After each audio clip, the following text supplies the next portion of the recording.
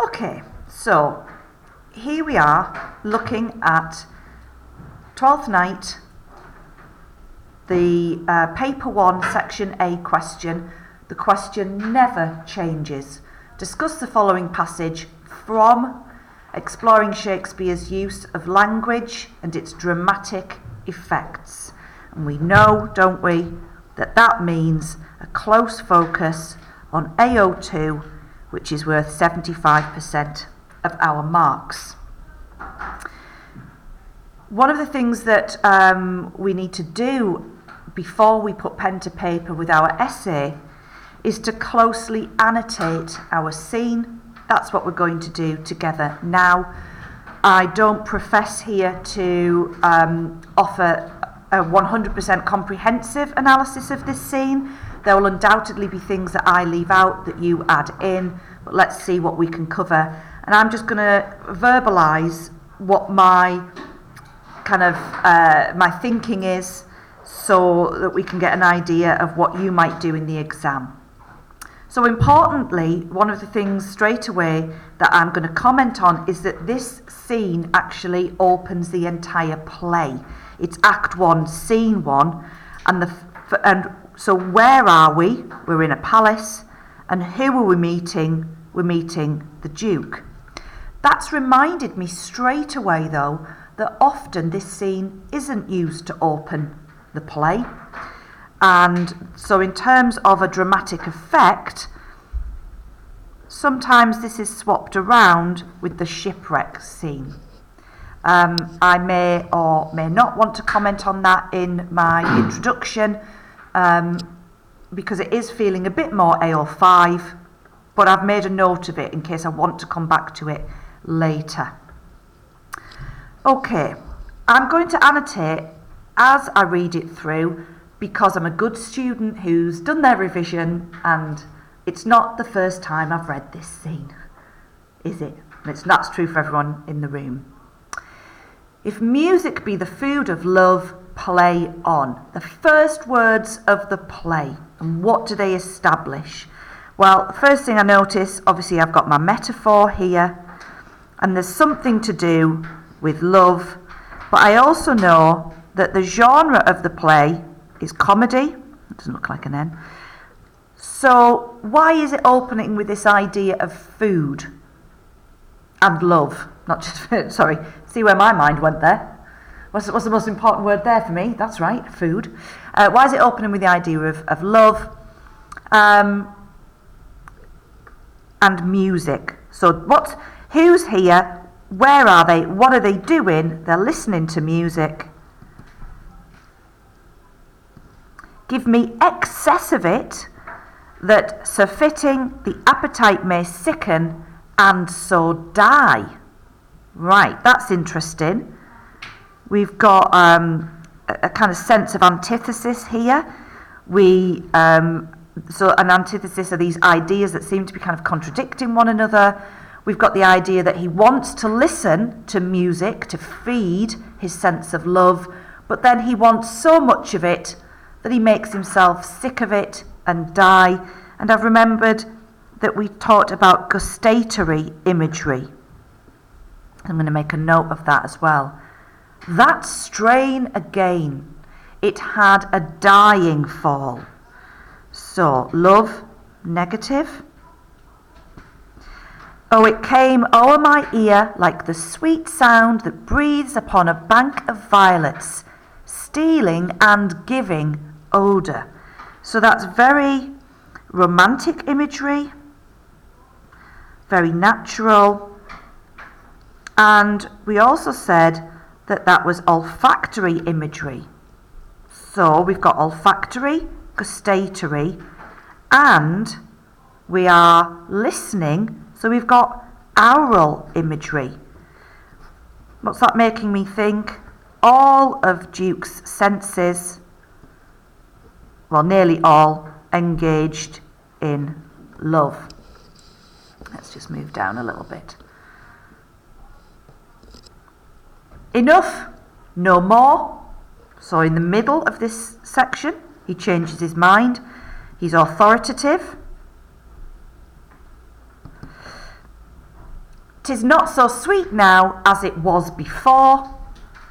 O Spirit of love, how quick and fresh art thou, O Spirit of love. So he's talking now to the Spirit of love as an apostrophe.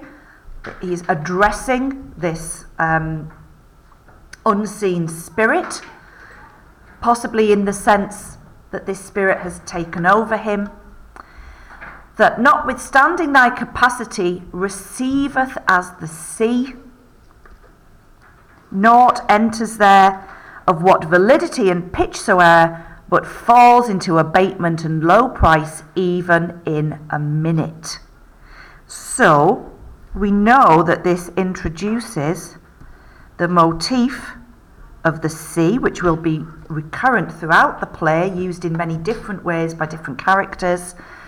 It's making me think that the sea is something that that takes all in and kind of spits some things back out. And that's what it's doing with love. But it's also, in terms of us thinking about the Duke's character, because I want to start thinking about my AO1 as well, that it's telling us that he is changeable. He's changed very quickly, hasn't he? So full of shapes is fancy that it alone is high fantastical. I think we looked at this being a reference to Plato and the ideas of love changing. I don't feel 100% confident on that bit, so I might just move on because I've got so much to say already. But already in terms of AO1, my key ideas, I'm just going to remind myself of them here, would be I'm being introduced to the play itself and to this character of the Duke. So what am I going to start saying? Will you go hunt, my lord? What curio? The hart. Right. Now we remember this, don't we? Because this is actually a reference to the deer or the stag, but it's going to be used as a pun. And it seemed, I think we recall in the lesson, we're going back about 5 weeks now, 4 weeks. Why, so I do, the noblest that I have. Talks about himself again. Oh, when mine eyes did see Olivia first, we've talked a lot about the motif of sight and the difference between seeing and recognising, actually knowing who somebody is. Methought she purged the air of pestilence. I've got a metaphor there, and a weird one that's linked to the plague, which is taking me all the way back here, making me think about genre. It's a bit weird, isn't it? Oh, you can't see that. Why are we talking about genre here? That instant was I turned into a hart, and my desires, like fell and cruel hounds, ere since pursue me. So we've got the motif of blood sports and the simile. I'm on 9 minutes, so I'm already way over the time that I should be spending on this in the exam, but I've obviously slowed this down because I'm talking out loud for what I'm looking at. And I think, given that we're a year and a half away from the exam, that's okay. We'll slow it down at this stage and do the practicing of the 5 minutes later. Now, Valentine returns, so this is our third character. What's his function? It's to tell us why his desires are like fell and cruel hounds, and it's because this handmaid will not admit the pursuit from Orsino. To return this answer, the element itself till 7 years' heat shall not behold her face at ample view. Could be hyperbole at this stage. We haven't met Olivia. When we meet her, we know that it will be true. This is the more important bit, because this is where we learn that Olivia, the reason that she won't admit of Orsino's wooing is because she would rather be like a nun, and she will, we remember this one, the eye-offending brine, she is going to cry because she is honouring the memory of her brother. And remember, we talked here about the syntax, a brother's dead love, not a dead brother's love. Seems to be emphasis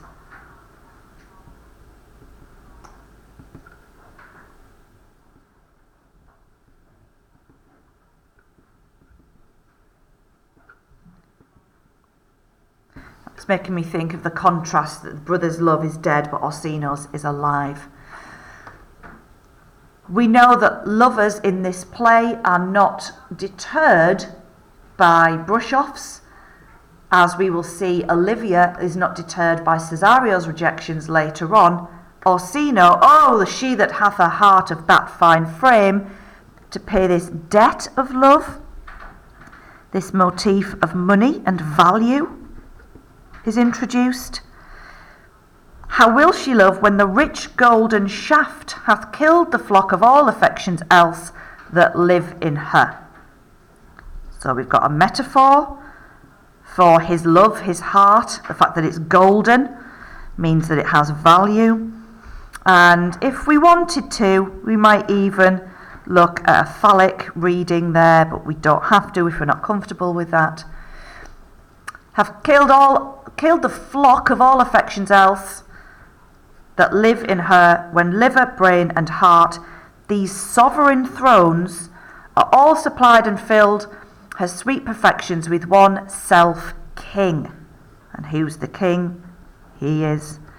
And then all of this has got a little bit too much for him, and like the courtly lover that he is parodying, he must go and lie down in the garden. So, in a nutshell, my AO1 will consider why this scene introduces the play and who we've met, making sure that at the beginning we talk about the fact that he is a lover and perhaps a parody of courtly love, as I've just suggested there, so that even though he is unsuccessful in his pursuit, he is not deterred. Unsuccessful but determined, which basically sums him up right up until the end of the play, doesn't it? And the other thing that it's doing is introducing some of the themes and motifs.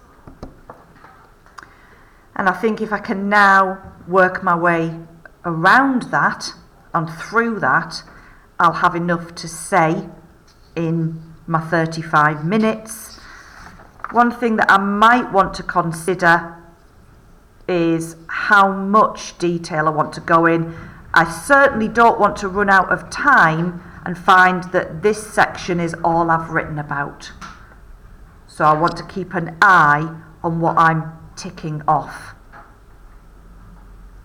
I think I'll pause it there.